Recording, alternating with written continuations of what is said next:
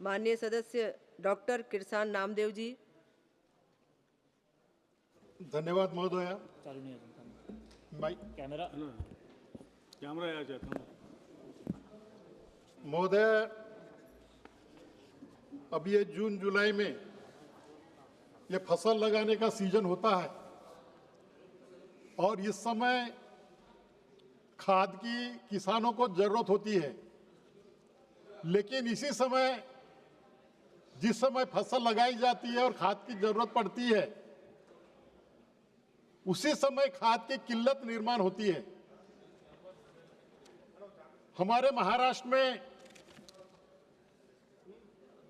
राष्ट्रीय chemicals and fertilisers limited ये खाद निर्माण का एक यूनिट है।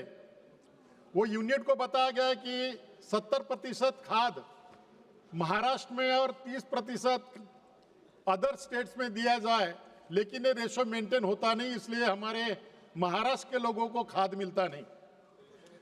उसी तरह तेलंगाना में रामागुंडम केमिकल्स एंड फर्टिलाइजर्स है, ये हमारे कॉन्स्टिट्यूंसी से लगकर है, कुछ तालुका हमारा एक विधानसभा कॉन्स्टिट्यूंसी उसको पास में आता है, तो उस यूनिट का खाद वो हमारे करीब के एरिया को मिलेगा तो वो बहुत सुविधाजनक होगा और जल्दी मिलेगा।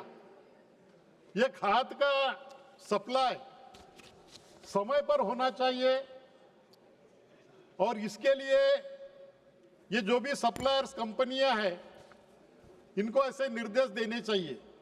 ये कंपनियां ये खाद के साथ में लिंकिंग करती है। आपने डीएपी लिया तो डीएपी के साथ नैनो यूरिया लेने के लिए मजबूर करती है, तो ये लिंकिंग बंद की जाए और जो भी सप्लाई अश्योर्ड किया महाराष्ट्र को 15,52,000 मैट्रिक टन का, वो अभी तक हुआ नहीं है, सिर्फ 5,20,000 मैट्रिक टन हुआ है। और डीएपी का जो सप्लाई एश्योर किया गया था 4,60,000 मैट्रिक टन, वो सिर्फ 1,26,000 मैट्रिक टन हुआ है।